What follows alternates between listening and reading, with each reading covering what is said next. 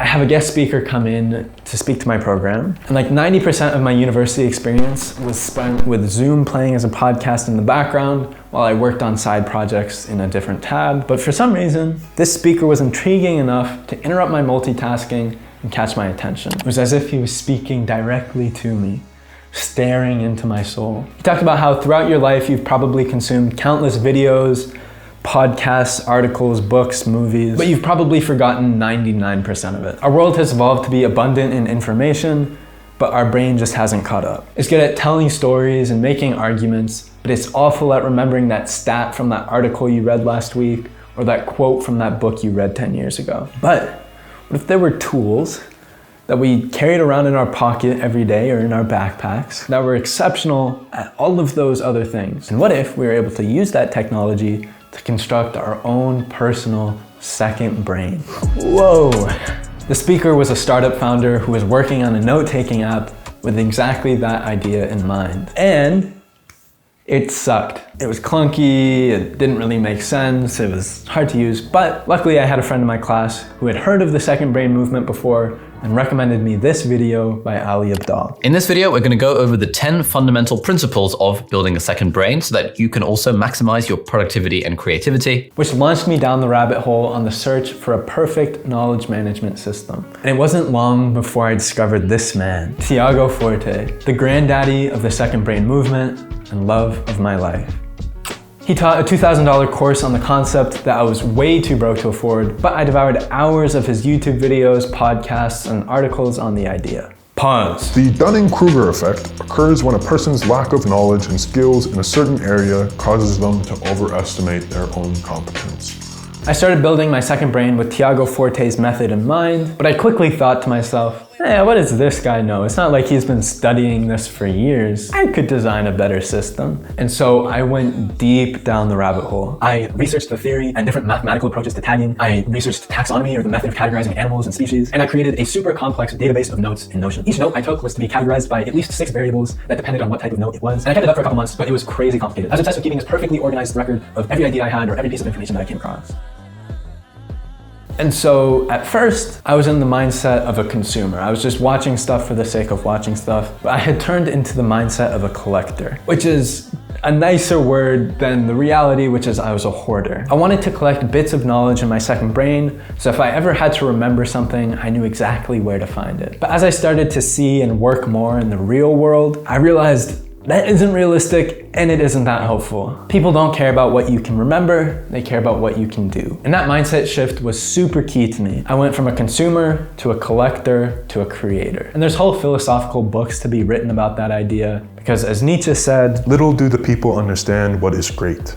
That is to say, the creating agency. But once I realized that value comes from what you create and not what you remember, I found my way back to Tiago Forte's system. The system that I now use is organized around 4 steps. 1, consuming things and capturing the stuff that resonates. 2, organizing that information in a way that makes sense. 3, distilling that down to its core insights. And then 4, expressing, or the actual creation of things. I'm not gonna walk through my entire second brain because that's a whole long video in itself, but here's an overview. Disclaimer, it looks a little scary. Every time I show someone this, their eyes light up like I'm a serial killer, but I promise it's not that complicated. I recommend Notion to almost everybody, and their first reaction is always the psychopath eyes, but then a week later, they're like, oh yeah, it's not that hard and I love this. Anyways, let's pretend you're this YouTube video by Andrew Huberman. Okay, so you play and spurt out all your information at me. And so as I watch, I'm looking at you and taking notes of the things that resonate with me, the things that sound interesting, sound surprising, that I think might be helpful down the road. I try to capture no more than 10% of the original text. All right, so I've taken notes about the interesting parts of you, and you now live in my inbox. This is just like a dump of ideas and articles and YouTube videos and quotes and stuff. Either when it's useful or I try to do once a week, I'll organize these notes. And I try to organize my information on 3 levels of actionability. So projects are things that I'm actively working on right now that have a set goal, they have an end date. Areas is the second level, and that's like general areas of responsibility that I have. And then 3 resources is just like basically just like a dump of information.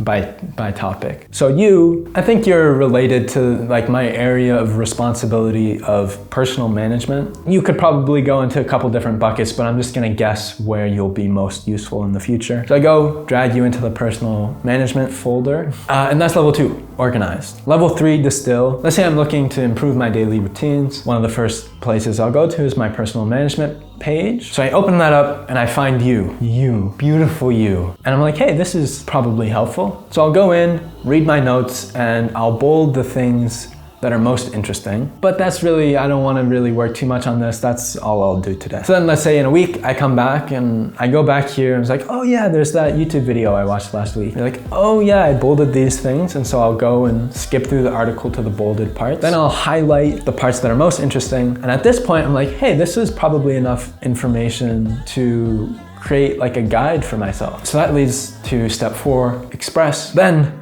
I'll create a list of like do's and don'ts to optimize focus based off of this podcast. So now I have like this very distilled thing that I've created. I've referenced this guy who knows a lot more than me, but because I created this document, I now understand these ideas a lot better. And so now I have this guide for myself. And I remember that my friend Pablo was looking to improve his focus. So I'll go and I'll send this page over to him. And just like that, I have still consumed information, but I've actually made it useful in a way where I can implement it in my day without doing that much extra work. Like it takes the same amount of time to watch a video and take notes as it would otherwise. And rereading and bolding stuff really doesn't take time. The only really lift was creating this guide aspect.